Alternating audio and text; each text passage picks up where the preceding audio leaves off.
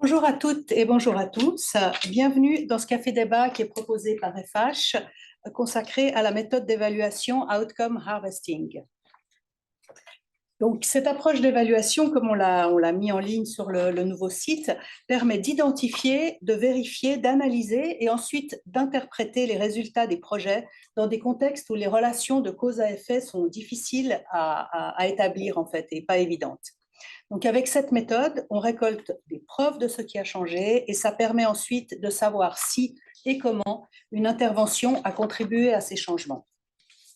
Alors, pour nous expliquer cette méthode, ses points forts, mais aussi les défis et les enjeux qui se posent lors de sa mise en place, nous accueillons deux intervenants. Roger de Surchère, qui est à côté de moi, ici, directeur des programmes de FH Suisse. Il commencera par poser le contexte de l'étude à FH Suisse et dans 3 pays d'intervention. Et nous avons aussi en ligne Nicolas Malacarne, qui est coordinateur de programme et responsable de suivi, évaluation et d'apprentissage à la fêtière Interaction. Alors, Nicolas fera son intervention en anglais, mais elle sera traduite quasi simultanément par Roger et on aura ainsi une présentation à 2 voix. Donc, je vous propose d'écouter l'entier de leur présentation. Vous gardez vos questions pour la fin, ceux qui sont dans la salle, et on les prendra ensuite prioritairement pour les membres de la FGC et ceux qui ont des projets au Sud, et puis les autres questions si on a du temps. Vous pouvez poser vos questions en français parce que Nicolas comprend le français. Et puis dans le chat, bien sûr, ça, vous pouvez poser vos questions quand vous voulez, mais on prendra le tout à la fin. Voilà. Alors, sans plus attendre, je laisse la parole à Roger.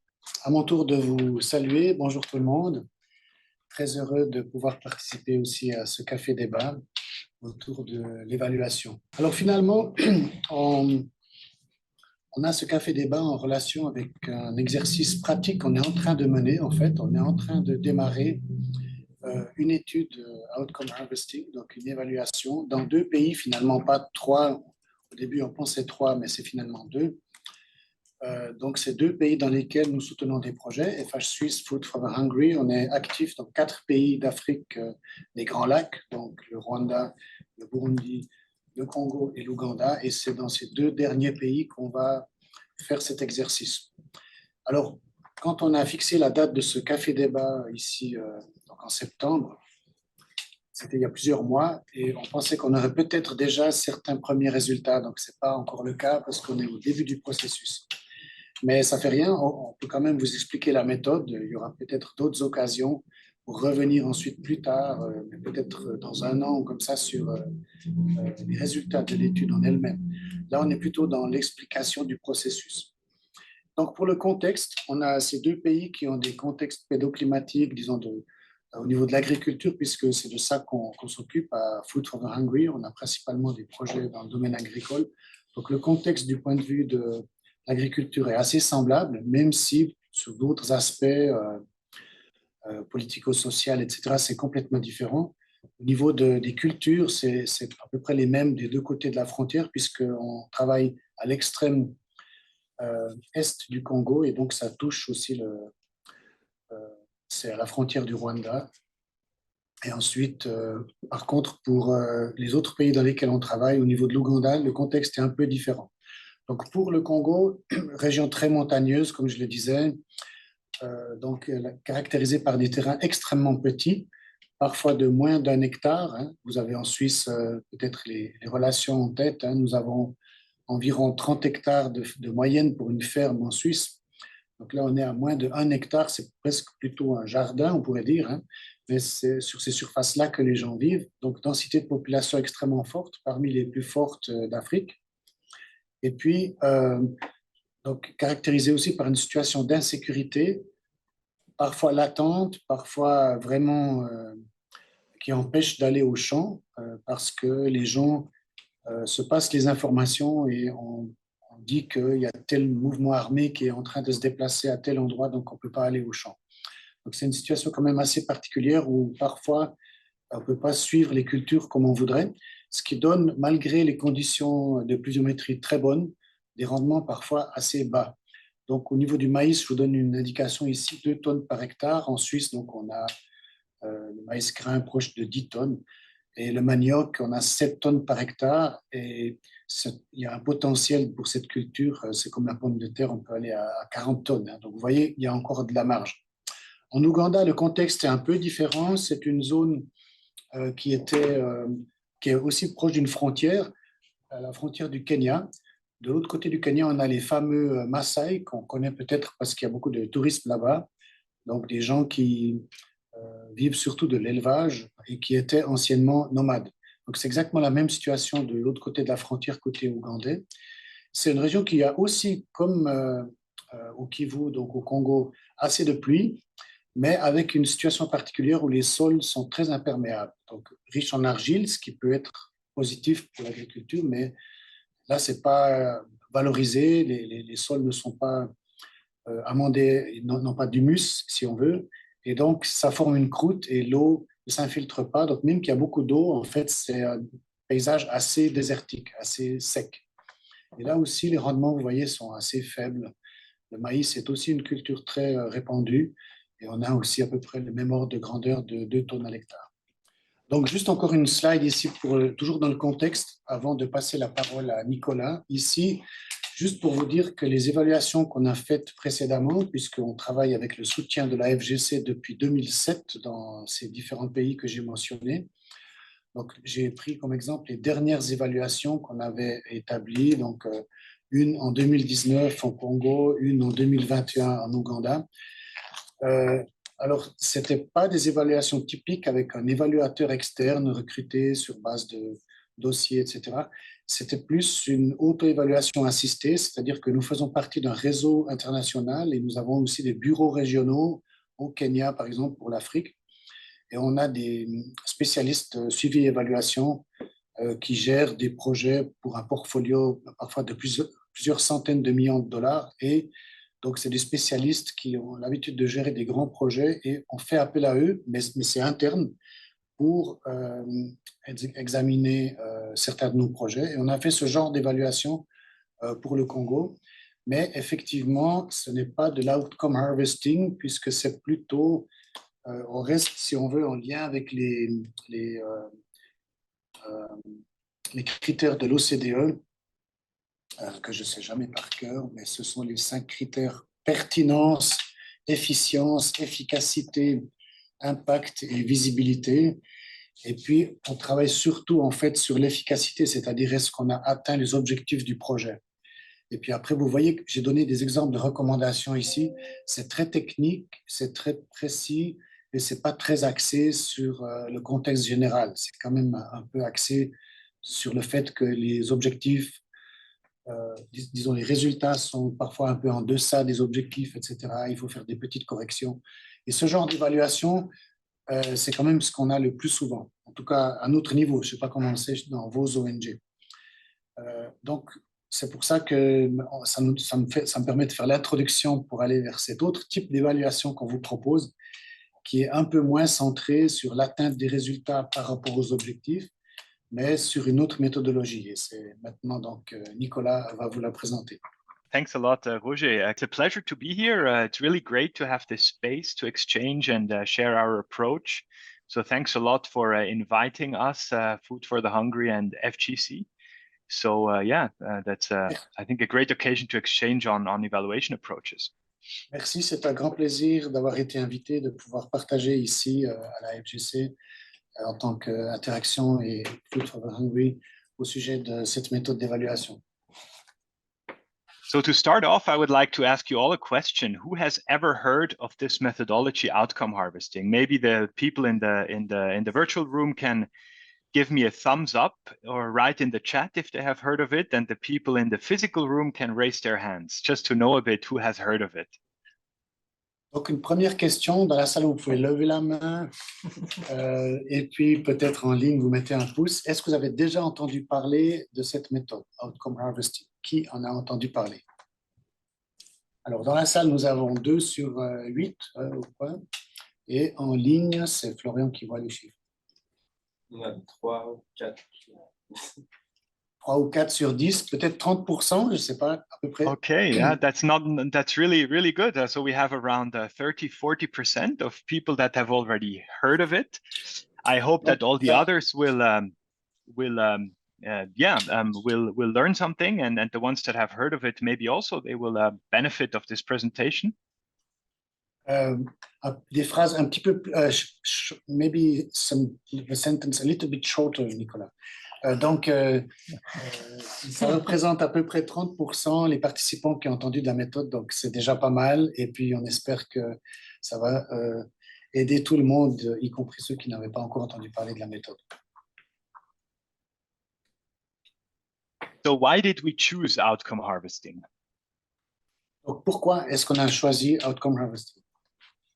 So of course we're maybe quickly my organization Interaction is an umbrella organization that is coordinating a global program that is SDC co-funded. Donc tout d'abord un mot sur qui je représente. Je fais partie d'Interaction, qui est donc une fêtière qui regroupe des organisations qui sont financées au travers d'un programme présenté à la DDC. And we as Interaction have developed a monitoring, evaluation and learning framework, and part of this we have an evaluation policy.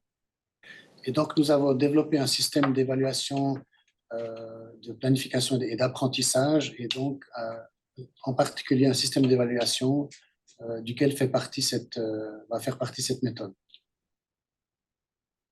And in our evaluation policy, we try to balance out quantitative and qualitative methods. So we would like to especially stress qualitative evaluations, as they are very often. It's easier to learn from qualitative information than from numbers. Et donc, dans notre système d'évaluation, notre politique d'évaluation, nous aimerions non seulement avoir des systèmes d'évaluation quantitatifs, ce qu'on fait en général, mais aussi qualitatif, parce que ça permet aussi mieux d'avoir des mesures d'orientation après pour le changement. So outcome harvesting is one of the two qualitative approaches we are testing and promoting as Interaction. The second one is the most significant change approach. So I will now, of course, focus on outcome harvesting for this presentation.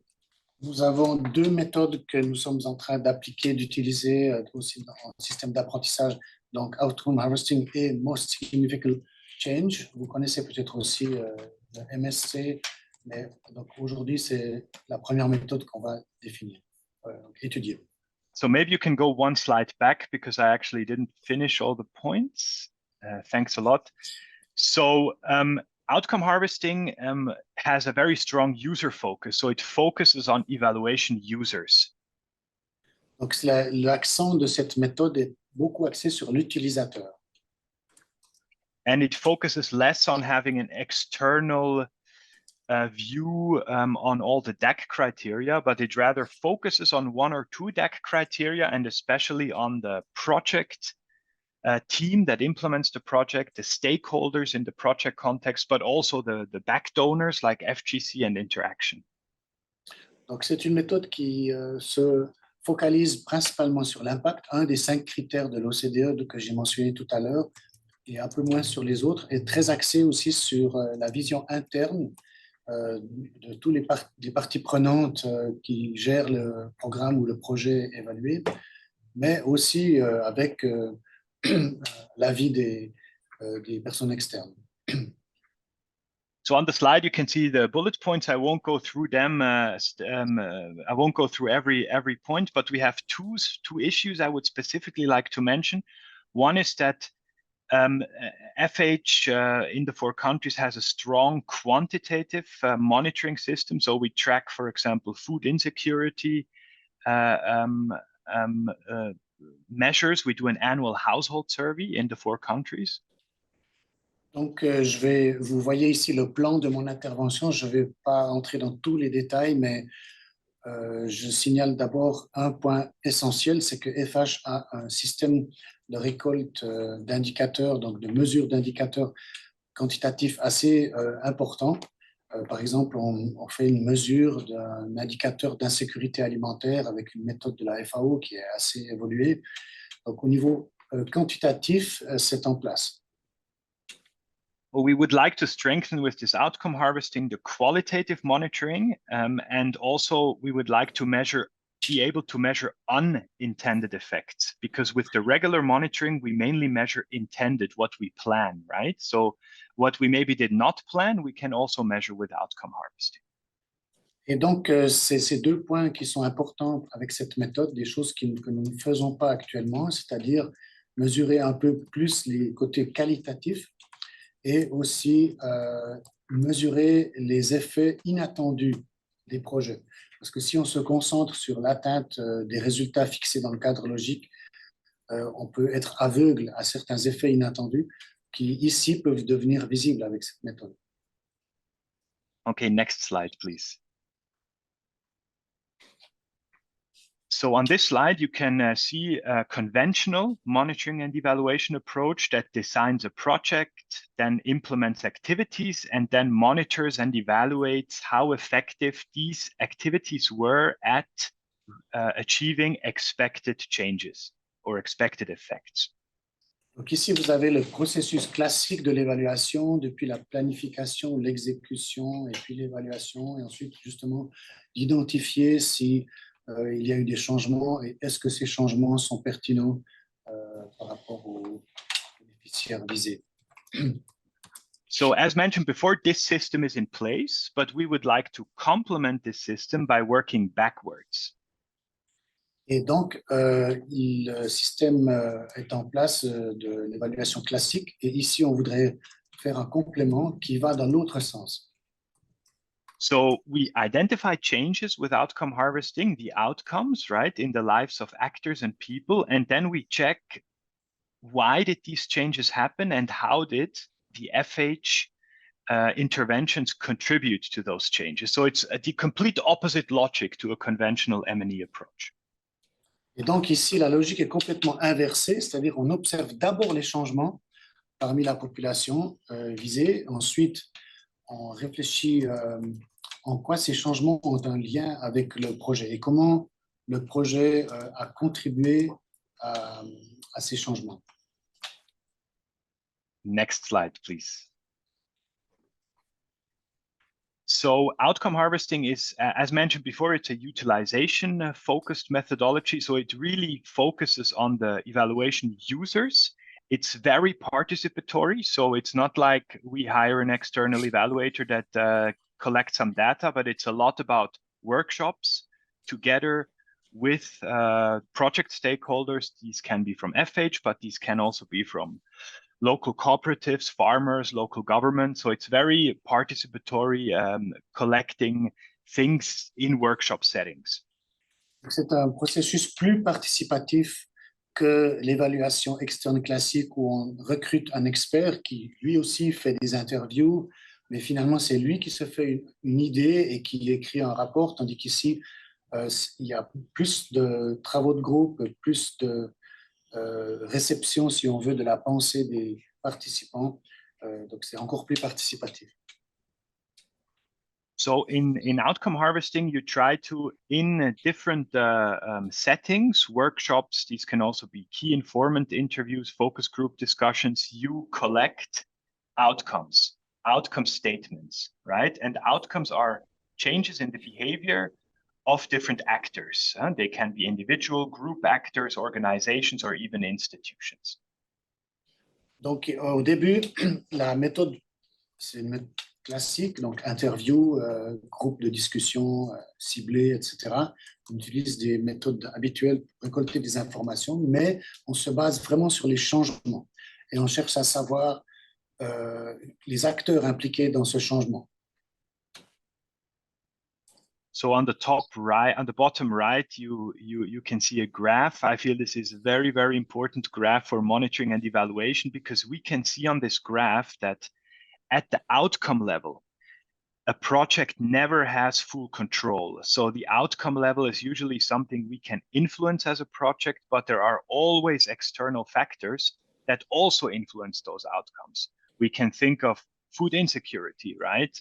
If we have the war in Ukraine, then prices of food might go up. So our project might not be the only contributing factor that ensures food insecurity levels actually go down.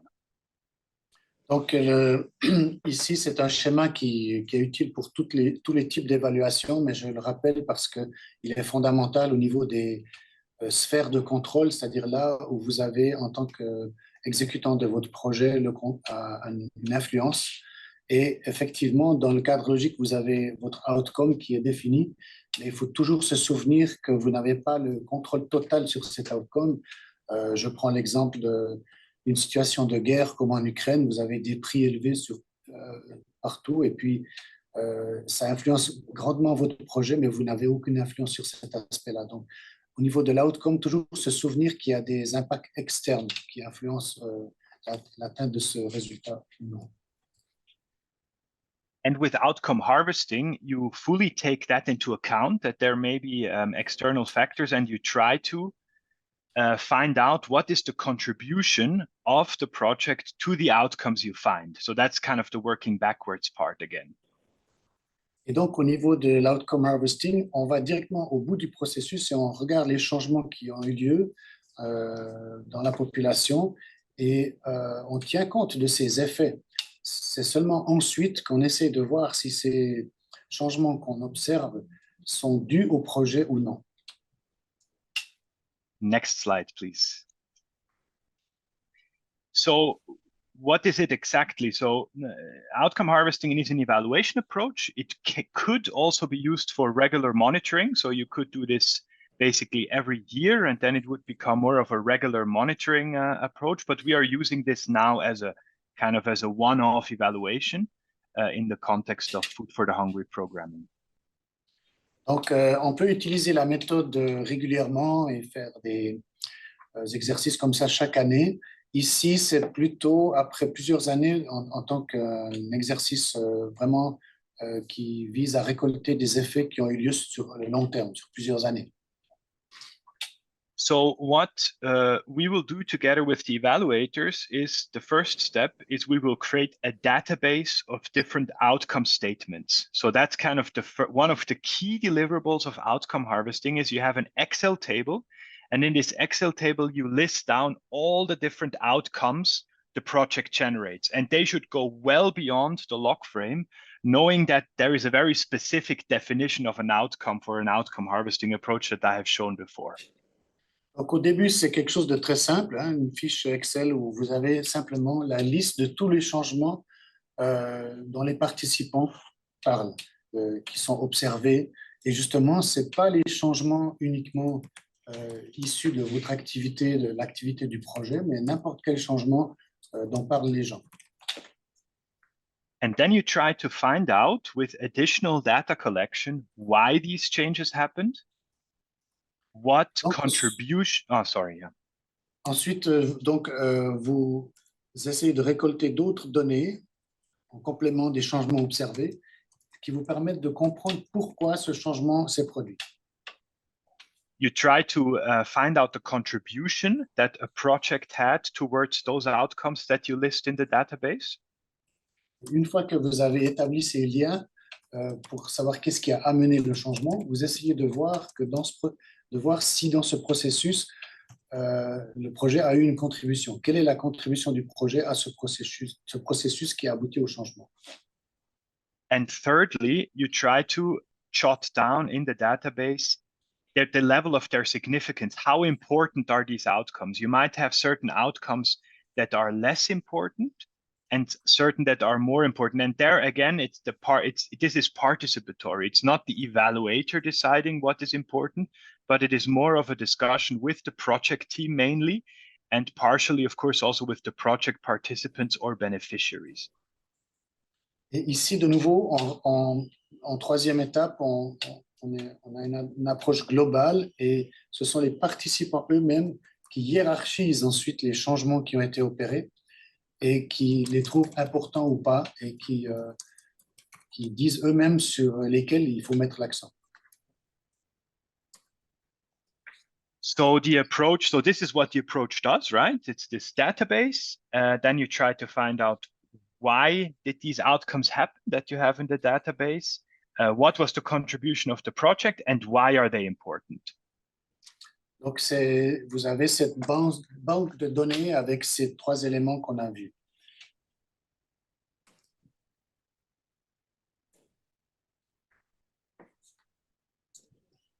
Okay, I think we have a next slide. Yes, so let's continue. So you follow 6 steps to do outcome harvesting. Donc, vous avez besoin de 6 étapes pour suivre le processus. So currently, with Food for the Hungry in Uganda and the Democratic Republic of Congo, we are in the step 1. This is to prepare and design the harvest. Donc, pour l'instant, on en est toujours au point 1 avec FH. Donc, il s'agit de préparer et de faire la planification de cette collecte de changement. After step 1 is closed, we will have chosen 2 outcome harvesting specialists, one in the DRC and one in Uganda. Et dans le processus, on doit aussi donc recruter un évaluateur. Donc, ce n'est pas l'évaluateur externe qui fait tout le travail, mais c'est une sorte de facilitateur. Donc, on en recrute un pour le Congo et un pour l'Ouganda dans notre cas. The first, so then we move to step 2, and these external evaluators, they will read all the documents we give them, and based on their reading, they will establish this outcome database that I explained before. So there may be between 50 and 100 outcomes they list down based on the reports, based on the monitoring data, based on the project description of the FH interventions. Ensuite, il y a une première liste qui est établie par ces évaluateurs qu'on aura recrutés et ils vont faire une liste de plusieurs dizaines de changements qu'ils ont observés en étudiant d'abord la documentation. Then in step 3, they will take this list and discuss it in a workshop setting to see is something missing with the project teams of FH, is something maybe really not relevant, is maybe something needs to be changed, and they will kind of do first workshops to discuss these outcome statements and also decide then where do they need to collect data, right? That then moves into step 4. Excuse me, Nicolas, workshops with the staff or workshops with beneficiaries also? So first, that depends on the evaluator, what he wants to do, but usually first there would be a workshop with the staff to look at the first outcome description and allow them to add further outcomes or remove outcomes they find not relevant. Donc, je reprends à l'étape 3 ici. Donc, on a déjà une liste basée sur la documentation, les rapports de projet. Cette liste est ensuite affinée avec des entretiens avec ceux qui ont établi ces rapports, donc le personnel en général qui a travaillé dans le projet. Then in step 4, depending on how many outcomes you then have in this database, you try to verify and substantiate them. We may not be able to do it with all of them because if there are 50 outcomes, it will be a little bit too much. So we may have to focus on a couple of key outcomes that we then verify and substantiate. Donc ici, cette étape, on va reprendre certains changements, peut-être pas tous parce qu'il y en aura certainement trop, mais ceux qu'on va considérer comme les plus importants pour aller ensuite approfondir et vérifier sur le terrain si ces changements ont bien eu lieu et sont vérifiés. And that is then done with regular classical data collection, key informant interviews, focus group discussions. What is of course also important is we have with FH, we have annual household surveys, so we could take that data again and use it to analyze. The existing monitoring data will also be consulted again at this stage. Donc, ça veut dire que dans cette étape, on aura affiné la liste des changements et on peut aussi utiliser les données qu'on a dans le suivi régulier. Par exemple, dans le cadre de la mesure des indicateurs à FH, on a des interviews qu'on peut faire 1 fois ou 2 fois par année. On va utiliser aussi les informations qui viennent de ce suivi régulier pour intégrer cela dans la liste des changements et voir si ça valide les changements qui ont été donnés par le staff et les bénéficiaires. And then we also see, do we need to collect new information, right? And that would also be done in this stage in step 4, to go out and collect data, like with key informant interviews and focus group discussions mainly. Et donc, effectivement, comme je disais, en plus du staff de l'ONG locale, donc il y a aussi certains bénéficiaires qui vont confirmer ou non certains changements. Si on a des doutes, on peut aller ensuite trouver des personnes clés qui peuvent permettre de confirmer ou pas les changements. After step 4 is closed, in step 5, we try to analyze, this will be mainly done by the consultants, probably again a workshop to kind of confirm the consultants' work, but it's to analyze and interpret the outcomes. Donc ensuite, on passe à l'étape de l'analyse et de l'interprétation des changements.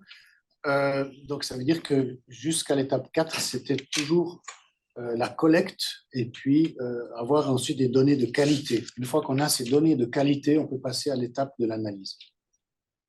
And in this étape, the consultants will categorize the outcomes. So it could be that we maybe we will find 3 or 4 main outcome categories, right?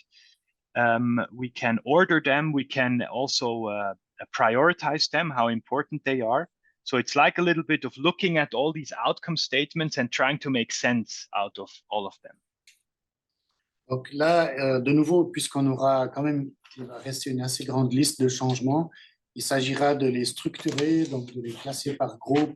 Donc le consultant continuera son travail avec l'aide aussi des personnes ressources de l'association, donc du staff, de ceux qui ont travaillé avec lui au début, pour établir des groupes et mettre ces différents changements par thème, par exemple. Then the last step is to learn and draw actionable recommendations from this list of changes that we have harvested. Et ensuite, donc la dernière étape, ça serait d'utiliser maintenant ces changements observés, de réfléchir à leur sujet, de voir comment on peut orienter l'action future, donc c'est le processus d'apprentissage et qui permet la planification de la suite. Next slide, please. So here you can see our evaluation questions. Maybe Roger, you want to translate them into French? OK, donc les questions ici qui sous-tendent la démarche. Quels sont les effets positifs attendus et inattendus?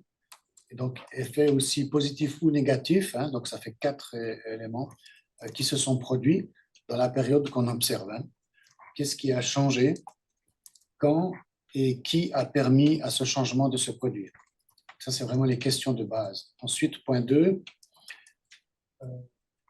de quelle façon FH a contribué à produire ces changements, ces effets? Quelle est l'évidence de la contribution de FH à ces changements? Qu'est-ce qui est évident, qui a rendu ce changement grâce à la contribution du projet? Et puis, troisième question, donc d'apprentissage et de capitalisation. Quels sont les avantages et désavantages d'intégrer ces éléments qualitatifs dans la pratique habituelle, normale de suivi et évaluation de FH? Donc, comment est-ce qu'on peut viser une intégration de ces questions qualitatives dans le suivi actuel qui est plutôt quantitatif? So the first two are kind of classical outcome harvesting questions that you may have expected from what we said before. Donc, les deux premières questions sont des questions assez évidentes en lien avec tout le processus qu'on a décrit avant.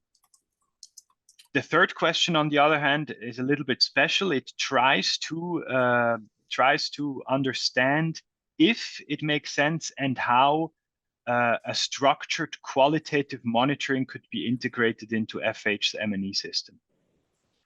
La troisième question, on va se poser la question si ça vaut la peine, suite à cet exercice, d'intégrer des critères qualitatifs dans le système actuel de suivi et évaluation et comment on pourrait les intégrer. Next slide, please. So looking at these three evaluation questions and what we said before, what do you think? Which OEC DAC criteria will we address with this evaluation? So I've listed the 6 DAC criteria: relevance, coherence. Sorry, there is a spelling mistake. It should say effectiveness, efficiency, impact, and sustainability. So what do you think? What will we address out of those? Maybe someone wants to respond in the chat or in oral. OK, alors si on revient aux critères de l'OCDE sur l'évaluation, les niveaux, voilà, les différents critères, ici ils sont 6, hein, des fois c'est 5, des fois c'est 6. Donc, cohérence, efficacité, efficience, impact, durabilité, relevance, comment vous traduirez ça? Pertinence. Pertinence, voilà. Est-ce que quelqu'un veut répondre? À votre avis, tout ce qu'on vient de décrire, la méthode qu'on vient de décrire, donc de outcome harvesting, ça touche plutôt quelle partie, quels critères d'évaluation DAC sont donc les critères de l'OCDE qu'on utilise généralement? Voilà, impact, on dit ici. Tous. Tous, ça touche tous les critères, dit quelqu'un d'autre. En ligne, est-ce qu'on a des réponses?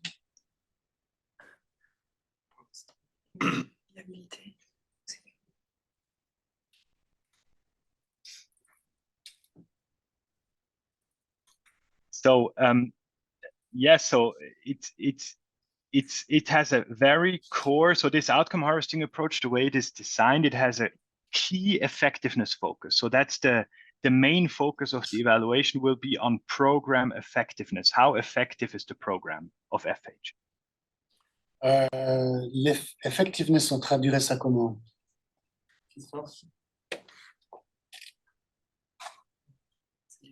Efficacité, oui. Efficacité, oui. Je ne sais pas si c'est l'efficacité.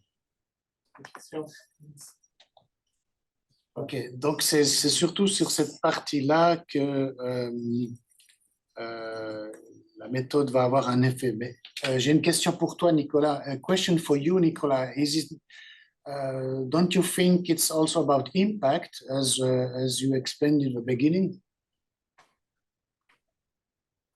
Very good point. So I would say it partially touches impact. And the reason is there are 2 definitions of the word impact. So the OECD clearly says that impact is a long-term change. But with the outcome harvesting, we will also be able to harvest short-term changes. So it does touch impact, but a full impact focus would need to be done after a project is finished, because only then you can really see the long-term changes. Or so it does touch impact, not in the strict OECD sense, because if we say impact, then we often mean effectiveness. It's a little bit confusing, but OECD defines impact as a long-term change, right? So what we are also able to capture are medium to short-term changes. OK, on peut effectivement dire que cette méthode touche surtout l'impact, mais dans la mesure où on tient compte de l'impact à court et moyen terme. Donc, pas uniquement l'impact à long terme, qui est la définition de l'OCDE. Donc, dans le système DAC, quand on parle d'impact, on parle toujours d'impact à long terme, mais ici, nous, on pourrait dire qu'avec le outcome harvesting, on est aussi capable de voir des changements à plus court terme. Donc, si on accepte que l'impact peut aussi être considéré comme à plus court terme, alors oui, on peut dire l'impact. So you might have all heard the term impact evaluation. Peut-être vous avez déjà entendu parler donc des évaluations d'impact, un autre type d'évaluation. So outcome harvesting is a qualitative approach to conduct an impact evaluation.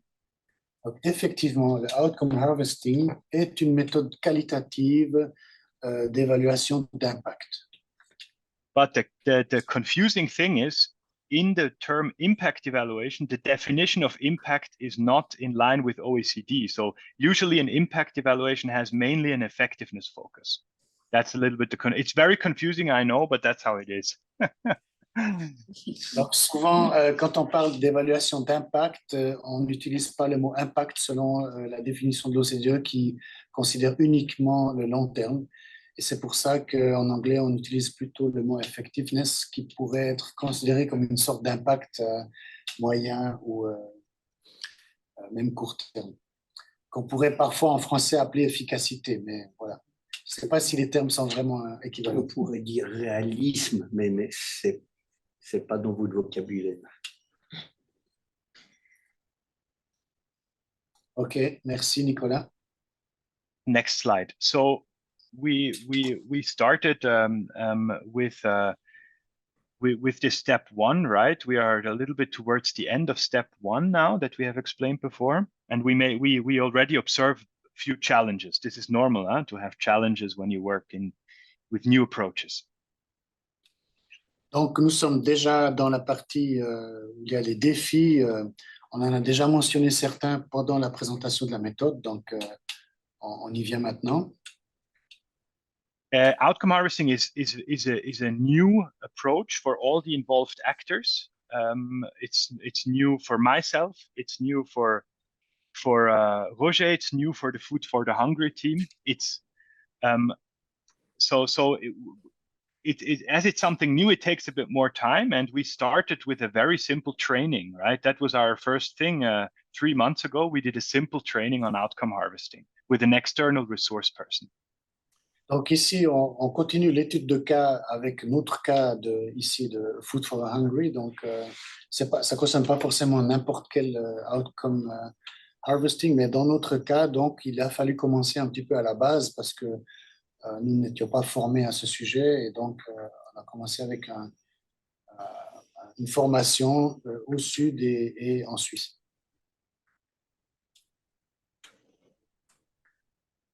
Outcome harvesting requires a change of mindset. So it's not an external evaluator that comes in and tells you what to do, but it's really participating in the evaluation approach,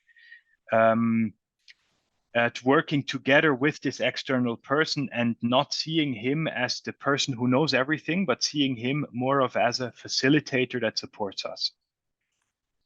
Donc c'est un changement dans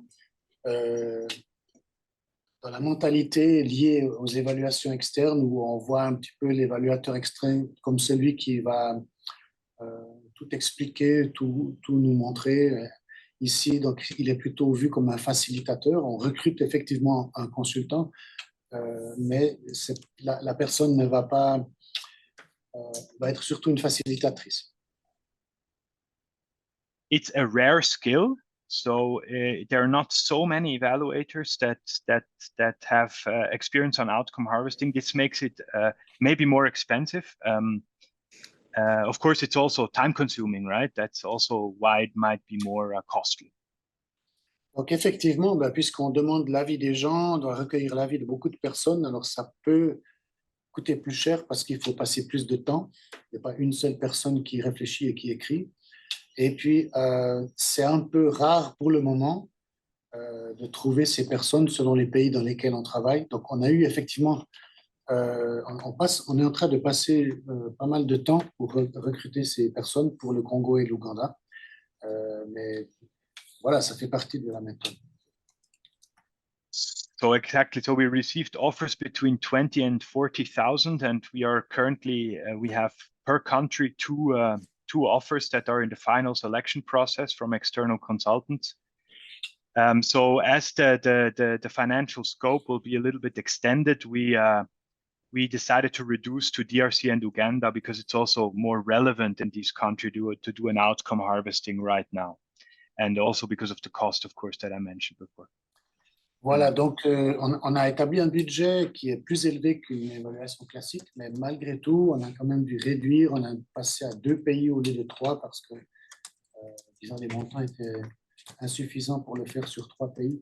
C'est un exercice qui coûte relativement cher, donc ce serait aussi intéressant justement d'avoir des collaborations pour les mettre en place. Next slide, please. So here you can see the next steps. So by the end of September, we should have commissioned the external consultants. Then the inception phase with the desk studies will commence by the end of September or early October.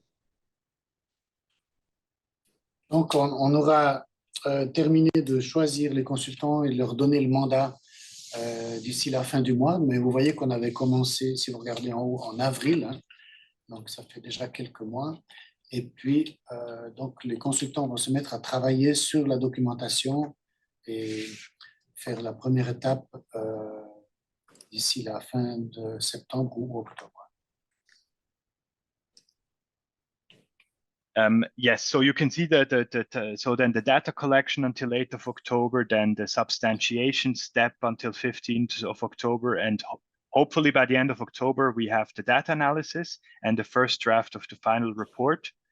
Maybe it will take into November, but this year, definitely, we will finish this evaluation with the whole process of providing feedback on the report, etc., and this and that, yeah. Donc, les 6 étapes qu'on a vues avant, on est toujours dans la première étape. Donc, on ira jusqu'à l'étape 6 d'ici octobre, éventuellement novembre. Et donc là, on pourra aussi partager le rapport et les conclusions de ces 2 analyses dans les 2 pays. On a donc une ou un consultant ou une équipe qui sont recrutés donc, par pays.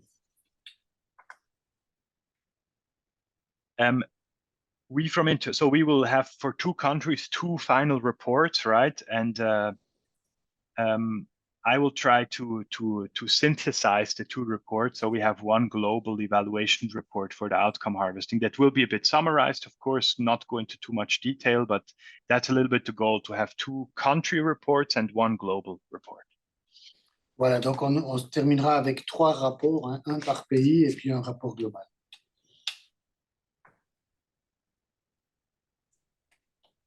Peut-être complément aussi, avant je crois qu'on arrive au bout, avant d'arriver aux questions.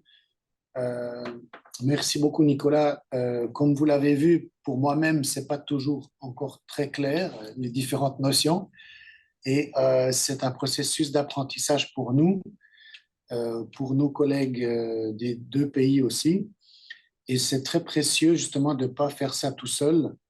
Et ce n'est pas moi qui suis seul à devoir choisir quelles sont les équipes de consultants qui vont travailler, etc. Donc, si vous vous lancez dans un exercice comme ça qui est quand même assez imposant, moi, je vous recommande aussi que ce soit avec une fêtière ou avec une structure partenaire. Peut-être, Nicolas, on va passer aux questions. Est-ce qu'il y a déjà ici des questions dans la salle? Merci Nicolas et merci Roger. Est-ce qu'il y en a dans le chat?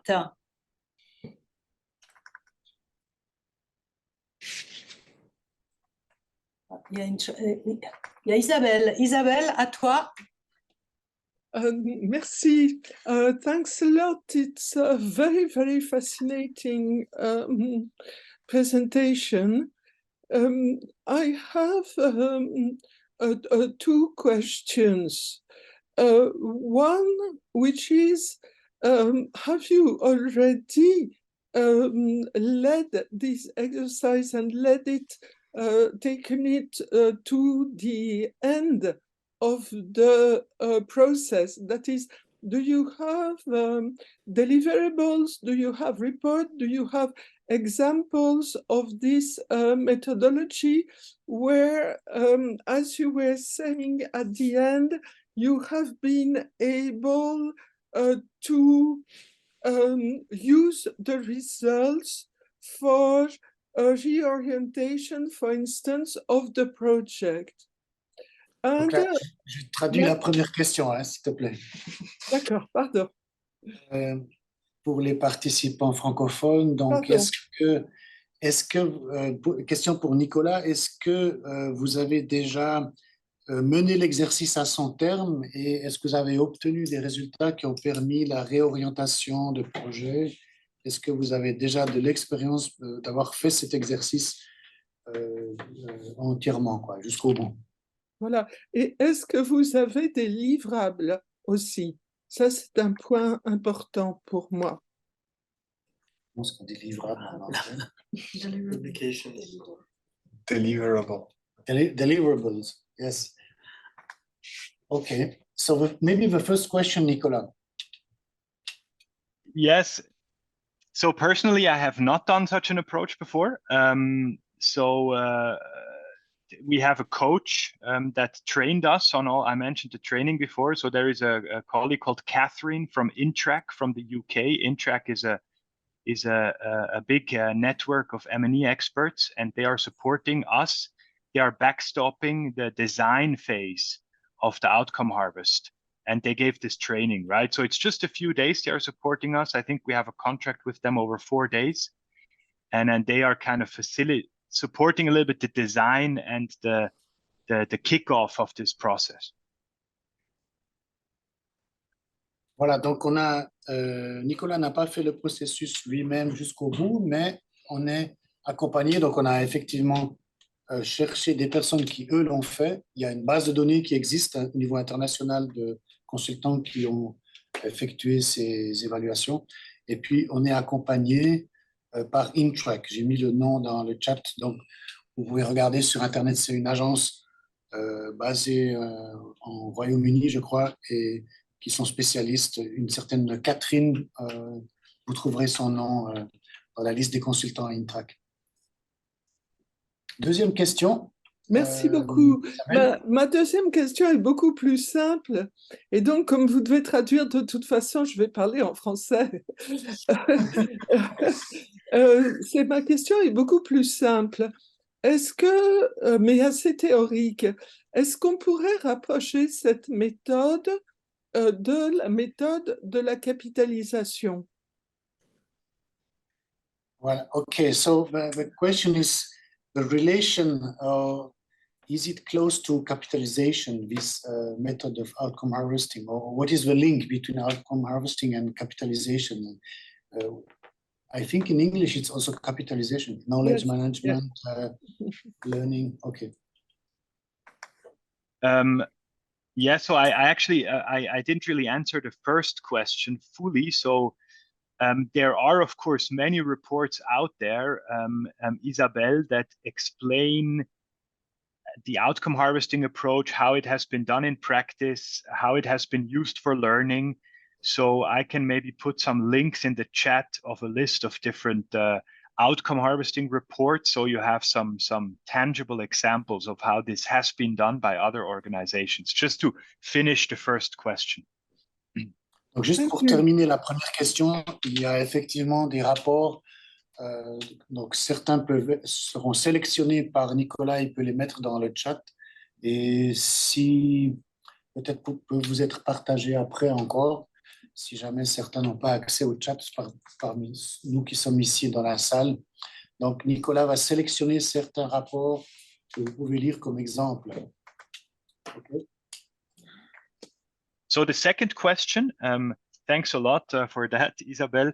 I mean, learning capitalization exercises it's not a very clearly defined methodology. So I'm not an expert. Maybe colleagues from FGC know it in more detail, but the learning capitalization process, it can have many different forms. So it's not a very, the approach is not defined step by step in a very clear way. You can do it in very many different ways, and the usual focus is to learn something, right?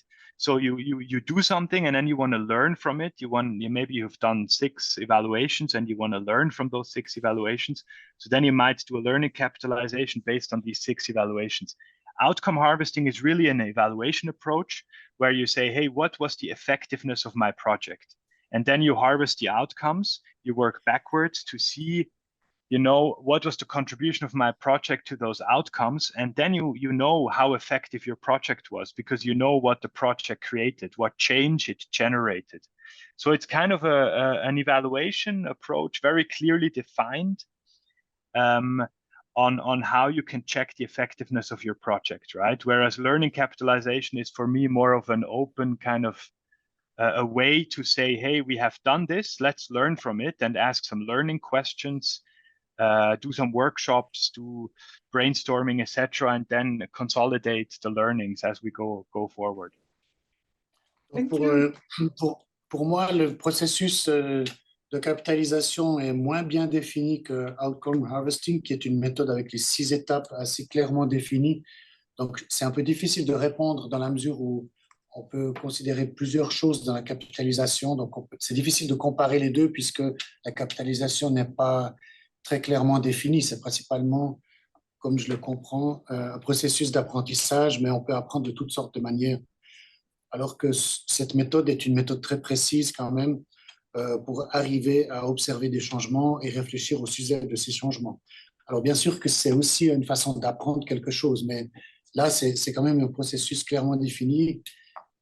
Tandis que la capitalisation dans le cadre de l'apprentissage, bon, c'est très variable, c'est très varié, c'est très vaste. Isabelle, tu voulais encore dire quelque chose ou c'est bon? Merci, c'est parfait. Merci beaucoup.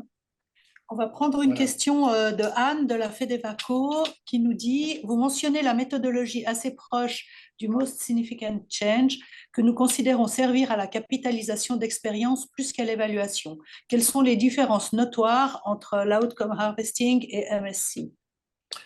Voilà. So, did you get it in English? It's Yes. okay for you, Nicolas? Okay, you can answer. So it's a very good question because there is not just one answer because most significant change can be done in many ways, right? Most significant change could be used as part of a larger evaluation. So you could basically use most significant change as one data collection method for an outcome harvesting, right? Theoretically. So you could combine the two. But not to make it too complicated, I would say that outcome harvesting is... sorry, yes, Roger, sorry. I said that already. Donc, pour moi, Most Significant Change est une méthode de collecte d'informations. Hein, et on peut en fait même utiliser la MSC dans le cadre de l'outcome harvesting, dans l'étape où on fait la collecte des changements. Donc, ça peut être un outil pour collecter les changements et donc ça rentre à l'intérieur de l'ensemble du processus de l'outcome harvesting. Mais voilà un petit peu comment je les mets l'un à côté de l'autre. Mais il y a une suite. On écoute la suite. I would say by and large, outcome harvesting is mostly used as a one-time evaluation approach towards the end of a project.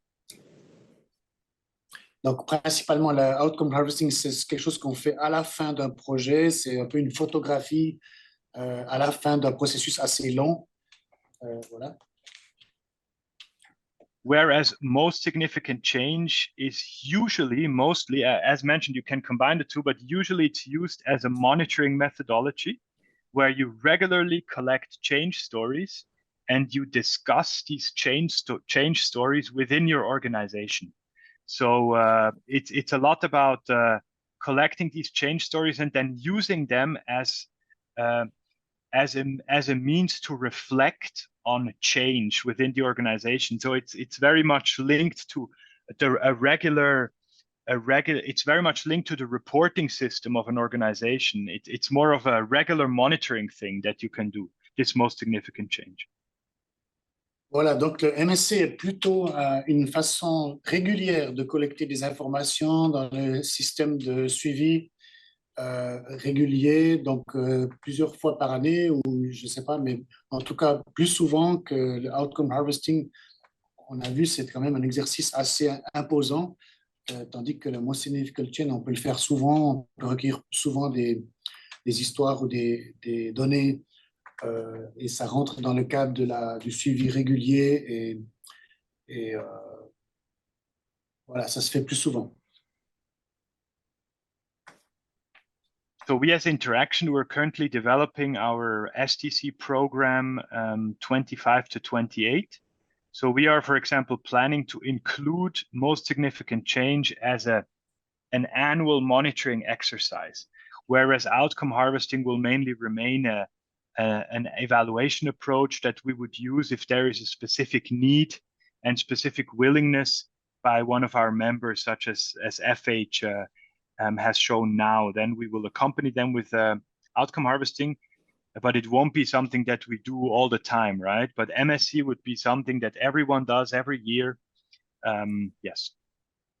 Donc, au niveau de l'interaction, c'est vrai qu'on a choisi la méthode MSC comme mesure de l'impact au niveau régulier. Donc, pour tout le monde, dans tous les projets, quel que soit le thème, on va utiliser cette méthode de récolte d'informations pour l'impact. Et puis, par contre, le outcome harvesting, c'est sur demande des membres, puisque c'est quelque chose de plus imposant et c'est plutôt pour des durées plus longues, quand on mesure un impact sur une durée plus longue et de façon plus accompagnée aussi. Donc, c'est un peu différent. C'est plus lourd, tandis que le MSC est plus simple. On va peut-être prendre la question d'Alberto de Terreo qui est en lien en fait avec cette question. Alberto demande en fait s'il y a des pratiques spécifiques ou des méthodes associées avec le outcome harvesting et qui pourraient être mises en place à une plus petite échelle, par exemple pour des évaluations annuelles des projets. En fait, il estime, enfin, il trouve que la méthode a l'air chère et puis prend beaucoup de temps à mettre en place pour le faire chaque année, pour mesurer les effets à court terme des projets. Donc, mais ça répond un petit peu, peut-être que ce qui a été dit avant répond un peu, mais...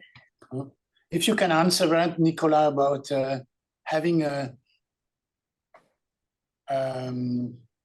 more smaller exercise, outcome harvesting, not so big and not so costly. Is it possible? Yeah, I think so. I mean, I think it's possible if you have already established the necessary skills within your organization.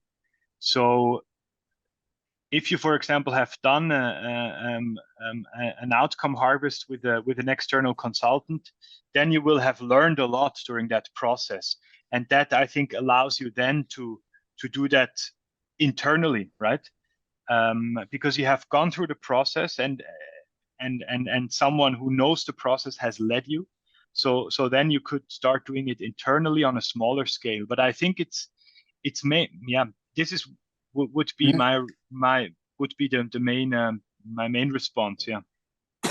Ok, je pense que c'est possible, mais après un premier exercice qui est accompagné par un consultant, et donc peut-être les fois suivantes, on peut le faire de façon interne, donc moins cher, et aussi d'une façon plus régulière, une fois qu'on a acquis les compétences. Mais c'est vrai qu'il faut quand même le faire une fois pour acquérir les compétences, et ensuite, une fois que les compétences sont présentes dans l'organisation, à l'interne, on peut faire l'exercice plus souvent et moins cher.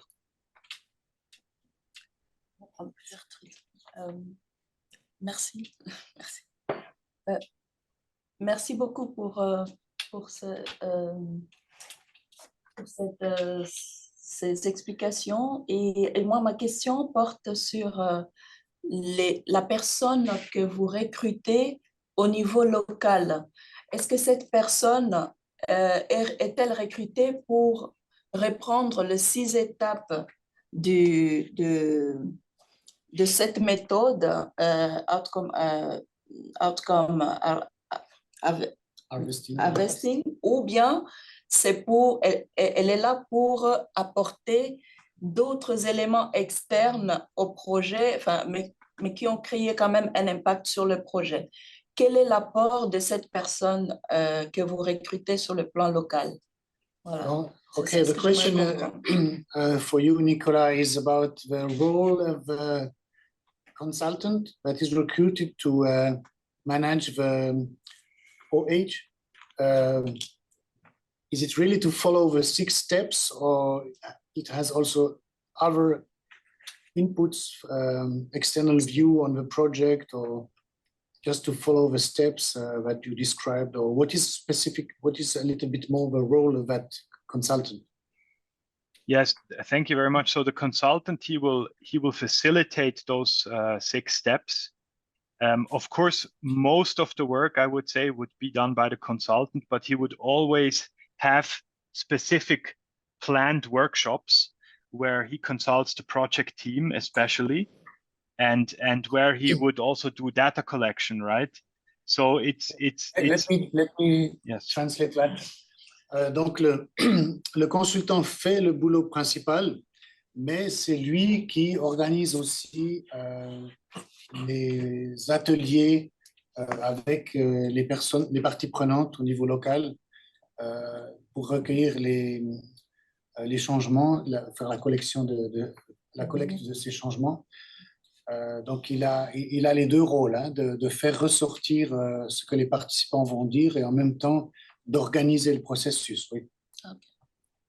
And in the end, I mean, it's the consultant writing the report, right? And this is the main deliverable. He will send a report together with an outcome database to us. And then this is, of course, also a lot of work to write everything together, right? The whole process to make it into one report that will be done by the external consultant. Et c'est quand même le consultant externe qui va finalement donner les 2 délivrables. On parlait de ça tout à l'heure, les délivrables. Donc, la liste des changements qu'il a recueillis, mais qui est structurée, hiérarchisée, thématisée, etc. Et puis les conclusions qu'il tire de tout cela, de ces changements, de l'impact du projet en lien avec les changements, des recommandations. Il faut quand même quelqu'un qui soit capable d'établir ces 2 rapports. So the consultant is not like writing in his recommendations in the report, but all these recommendations, they would come from a workshop where the whole project team, the FH project team, discusses the findings, right? So I would say the consultant is more of a process facilitator and then someone who consolidates the process into a nice report.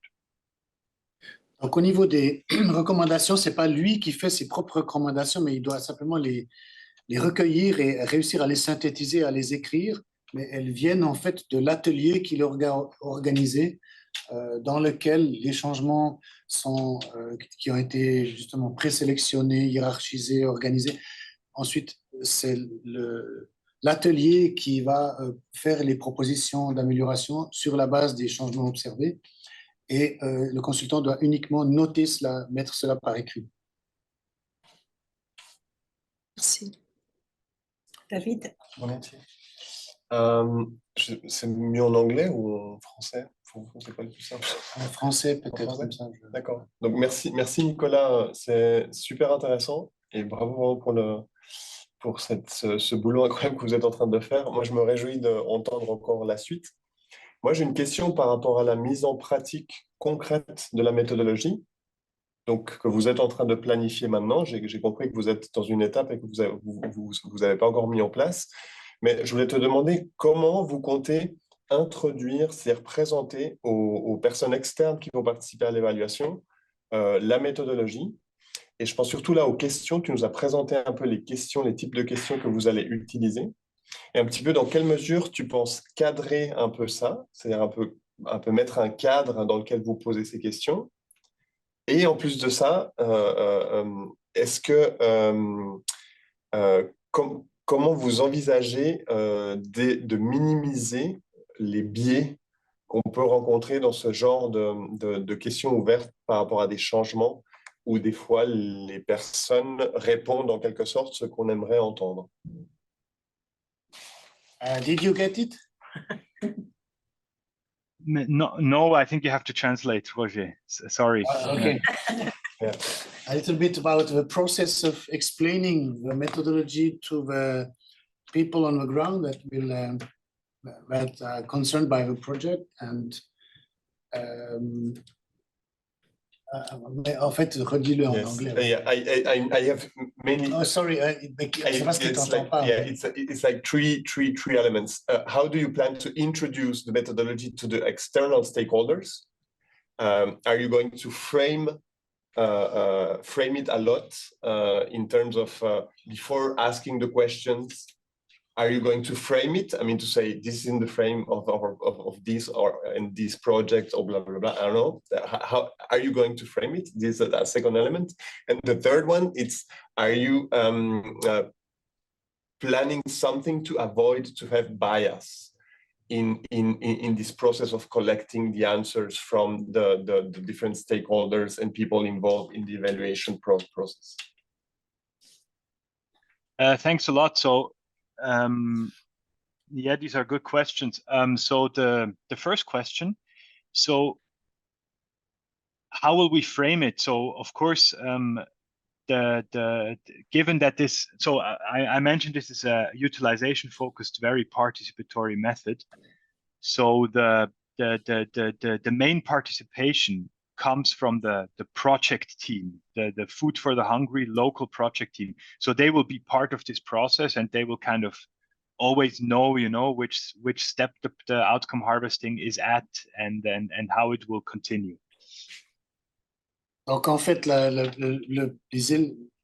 les personnes les plus cruciales dans le processus, c'est quand même les équipiers, les collaborateurs de FH dans les pays, qui sont à l'interface entre l'extérieur et puis les populations du projet, touchées par le projet.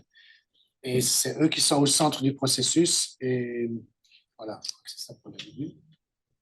And then, of course, we have a second level of participants, which are all the different stakeholders, the project participants, the local government, the farming cooperatives, right? Everyone that directly or indirectly benefits of the project. And they will, of course, so, I mean, that really depends on the details of the rolling out. So it could be that that maybe government officials are invited for a workshop, right? And then during that workshop, of course, they are informed why this workshop is taking place, etc. And if there is a data collection, a key informant interview, or a focus group discussion, then they're of course informed. This is part of this and that evaluation. But the level of participation will be the highest with the local project team, and they will be informed about every step. And then there might be workshops where other stakeholders attend. If it's just doing a focus group discussion, of course they will be informed it's an evaluation, but maybe they will not be informed about every detail of the process because it may be a bit complex, right? Donc c'est uniquement le personnel de FH dans le cas ici qui sera informé de toutes les étapes et qui saura exactement à quelle étape on en est dans l'évaluation. Mais par contre, si on fait des ateliers avec le gouvernement local ou les bénéficiaires, les familles, les membres des coopératives agricoles, etc., ils ne vont pas forcément être au courant de l'ensemble du processus, ça serait trop compliqué, mais ils peuvent savoir que la discussion, l'atelier qui est organisé rentre dans le cadre d'une évaluation, mais sans forcément devenir des spécialistes de l'outcome harvesting. And about the bias. Yes, the second question. So of course, yes, you kind of you paint a picture of all the outcomes. So many things will come, right? So it's really about the substantiation step there. So the project team, some of the external stakeholders, they will jot down all the outcomes, and these will be many. And then it's really the consultant that has to eliminate the bias in that he checks for plausibility of these outcomes. And if it's not fully plausible, he may say, okay, let's do 5 key informant interviews to make this more plausible, right? Or just maybe the decision will be to delete the outcome in the end if it is not very plausible, right?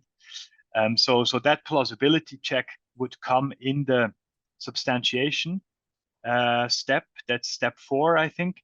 And then that's where the bias should be reduced to a minimum, right? But of course, you will always have a certain amount of bias, a small amount of bias that is somehow there because you harvest outcomes, and in the end, there will be many things that people say that they might expect someone wants to hear, but it's really the skill of the consultant to have this research mindset to reduce the bias. But of course, we're all just humans. We can maybe reduce it to 5%, but not to 0. Voilà, donc oui, évidemment, on ne peut pas réduire les biais à zéro, donc il y en aura peut-être qui vont rester un peu, mais c'est là qu'il est très important de recruter une personne qui est excellente, une consultante qui permet qui a cette capacité de tester la plausibilité des changements qui sont proposés et puis aussi parfois de compléter par une analyse complémentaire des interviews structurées, etc., pour aller vérifier si le changement qui paraît bizarre ou qui paraît biaisé a lieu effectivement. On peut toujours recreuser la question en organisant justement soit un atelier ou des interviews structurées. Et c'est là aussi le rôle crucial du consultant pour à la fin obtenir une liste plausible de changements. On a une question d'Émilie dans le chat qui nous dit « Cette méthode est extrêmement intéressante. Le processus semble très logique et les étapes présentées assez claires. Connaissez-vous les expériences qui ont été faites par rapport à cette méthode et particulièrement les principales difficultés qui peuvent être rencontrées dans les étapes, mis à part le coût de ce travail ?» Okay, so in English, the question is about yes, practical experience you have about the utilization of a method, and also the main difficulties. Beside the cost, we know it's costly, but are there other difficulties that people that are using challenges? Yes, thank you, Emily. That people are mentioning about the utilization of a method. Yes, thank you. So I will post some example reports of outcome harvesting into the chat. As mentioned, personally, I have never been through a process, so I just know what I read and what our coach tells us. Of course, there are always challenges, right? One I would say is that it does require a bit of time involvement by the FH team. So this is not in the, you have seen the costing is between 20 and 40K, 20 and 40,000, but this does not yet include the staff that will be involved in the process, right? So that is also another time consuming part of the whole process. Voilà, donc nous avons effectivement l'intention de faire l'exercice de façon complète et puis ça va inclure en plus des coûts que vous avez vus qui sont assez élevés, le staff local qui devra passer du temps, donc il ne va pas passer du temps à certaines choses, mais consacrer du temps à ça donc, dans le cadre de l'exercice. Donc ça, il faut aussi en tenir compte. Mais effectivement, sinon les cas pratiques, les difficultés pratiques, on vous les dira quand on aura fait l'exercice. Il y a une autre question encore. Well, wait, I have maybe one more point that I would like to mention here. So what I also hear a lot that many, when you do outcome harvesting the first time, it's very difficult to come up with a clear outcome statement. So very often in the development sector, we are used to writing a lot. But to come up with a very clear outcome statement is something not easy. And we are hoping that we will select a good consultant that can also train the teams to come up with very clear outcome statements. So that's maybe a positive side effect of the outcome harvesting is that it will in the end benefit anyone who is part of the process to improve the skill of writing very clear and concise outcome statements. This is usually a challenge. Voilà. Ce qui est souvent difficile, mais ce n'est pas seulement pour l'outcome harvesting, aussi dans la définition des outcomes dans le cadre logique, par exemple. Donc, c'est d'avoir quelque chose de bien écrit, une bonne élaboration, parce que souvent, on fait on écrit trop de mots. Et arriver à quelque chose qui soit clair, synthétique, c'est pas évident. Et là, quand on va récolter les changements, les outcomes, ça va être un défi de pouvoir obtenir des changements décrits de façon claire et sans ambiguïté. Et tout ça, c'est quelque chose qu'on va apprendre aussi au travers de l'exercice et qui va nous être utile ensuite dans la construction de futurs cadres logiques aussi avec des changements souhaités plus clairement définis. Alors, on arrive presque au bout de ce café débat. On va encore prendre 2 questions, mais avec 2 questions rapides et réponses aussi rapides. Donc, une question complémentaire de Anne qui dit: la méthode outcome mapping est ancienne. Elle part de la planification des changements jusqu'à leur évaluation et analyse de la contribution du projet. Je comprends que l'outcome harvesting permet de procéder à l'évaluation, même si on n'est pas parti d'une théorie du changement dès le départ. Mais en quoi est-ce avantageux par rapport à outcome mapping? Cela paraît compliqué de reconstruire toute la chaîne des changements avec la base de données.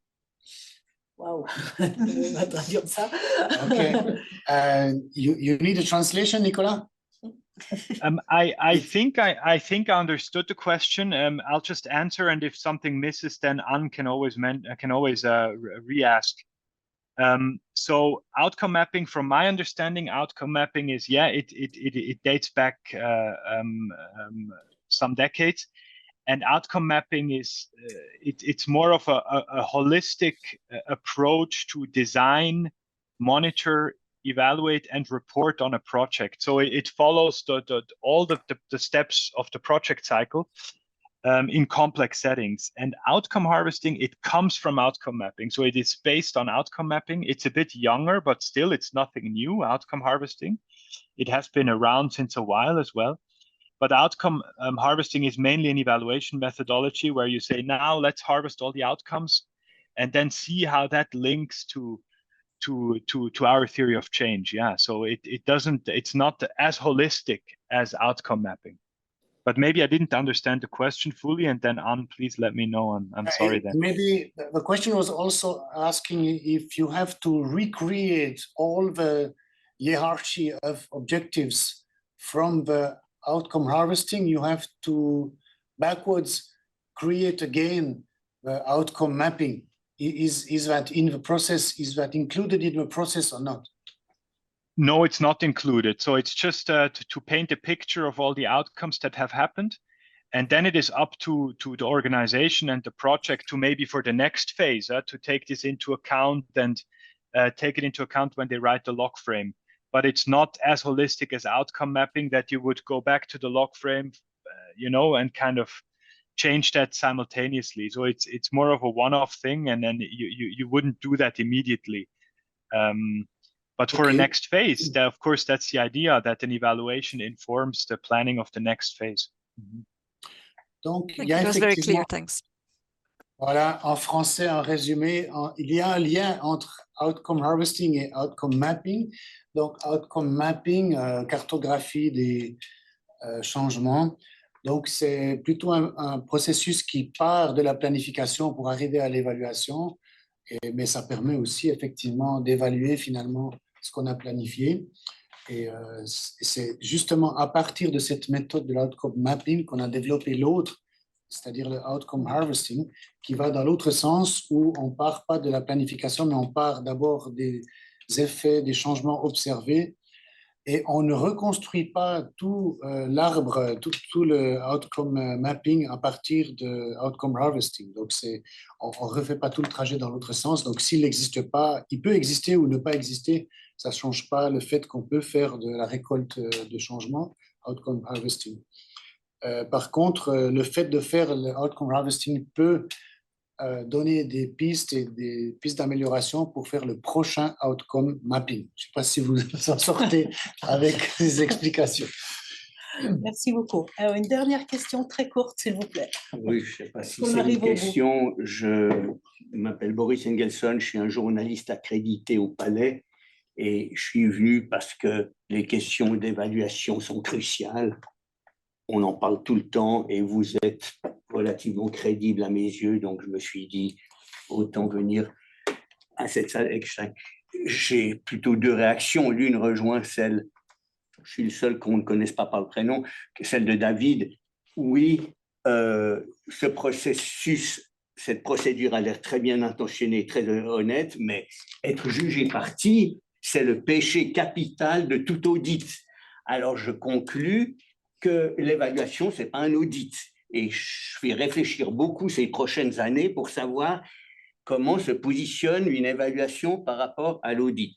Et puis, la seconde chose, je suis un peu perplexe qu'on applique cette procédure à des projets agricoles. Je suis d'accord que les projets agricoles, ce n'est pas qu'une question de tonnes par hectare, mais ayant assisté hier à toute une journée sur le bonheur national brut à l'hôpital, c'est plutôt à des trucs de genre que j'aurais appliqué des méthodes qualitatives qu'à des projets agricoles. Mais enfin, ça, c'est juste une réaction, je n'attends pas de réponse, mais vous m'avez suggéré à moi-même 2 questions et je vous en remercie profondément. Est-ce qu'il y a une dernière question de Marjolaine? Florian, une dernière question. Non, alors je crois qu'on est tout bon. Alors, oui. Oui, je voulais juste vous remercier pour la présentation. Pour nous, c'est très important au sein de la FGC de voir comment est-ce qu'on peut aller un peu au-delà de l'évaluation classique. Si j'ai bien compris, une des valeurs, une des plus-values de ce outcome harvesting, c'est bien les outcomes inattendus des interventions pour pouvoir aller dans une prochaine phase dans laquelle on formulerait un nouveau projet, par exemple. Là, on s'engage, la fédération, sur 2 projets. Je pensais même 3 avec le Rwanda, j'ai compris que finalement pas. Est-ce que une vraie question qui se pose, c'est comment est-ce que maintenant on articule ça avec notre formulation, disons, classique, avec cadre logique, les outcomes qui sont déjà là, le timing d'un cycle de projet et la suite. Je comprends la plus-value, mais j'ai de la peine à voir comment, au vu du calendrier qui a été présenté, comment est-ce que vous allez réussir à pouvoir avoir les informations à temps pour pouvoir réfléchir à la phase d'après? C'est peut-être pas si court que ça. Peut-être Roger, oui, je peux Roger répondre à qui cette question-là. C'est vrai que on ne pourra pas forcément inclure des recommandations dans des projets, toutes les recommandations dans des projets qui seront déjà en cours. On fait forcément cet exercice un peu par-dessus le planning habituel des projets. Et puis, on a un nouveau projet qui est en cours d'acceptation au Congo, donc qui va démarrer sous peu. Et puis, on ne pourra pas le redesigner une fois qu'on aura les résultats de cette évaluation. Mais des adaptations, j'imagine qu'on pourra en faire. Donc, on ne va pas non plus réinventer la roue suite à cet exercice. Mais donc, on va essayer d'être flexible et de voir comment on peut intégrer les résultats de l'évaluation dans la mise en œuvre, peut-être en dialogue avec le secrétariat aussi, avec la FGC. Et puis, pour l'Ouganda, c'est un projet en cours qui se termine en 2025. Donc, il y a aussi, bien sûr, le cadre logique qui est établi et qui fonctionne. Donc là aussi, ça sera le même exercice, c'est-à-dire comment adapter, modifier légèrement ou accentuer ou bien modifier les méthodologies de mise en place des activités. Tout n'est pas décrit dans le cadre logique. Donc, je pense qu'on a une certaine marge de manœuvre quand même, surtout au niveau des activités après, pour tenir compte de ce qu'on va découvrir.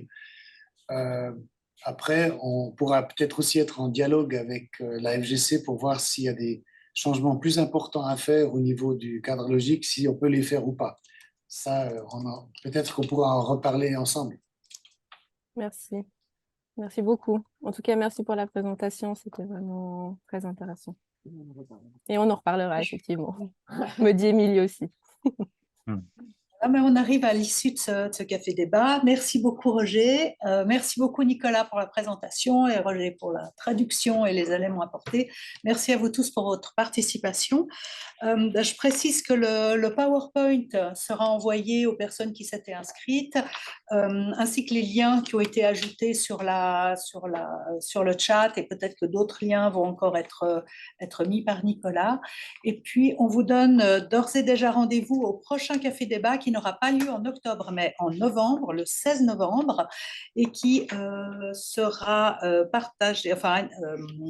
qui sera sur l'approche psychosociale dans les projets. Est-ce qu'elle est un chemin vers la résilience individuelle et collective, avec les expériences de 2 organisations membres de la FGC, Omoana et la CSSR. Voilà. Merci à tous et bon après-midi. Merci beaucoup. Au revoir. Thank you. Au revoir.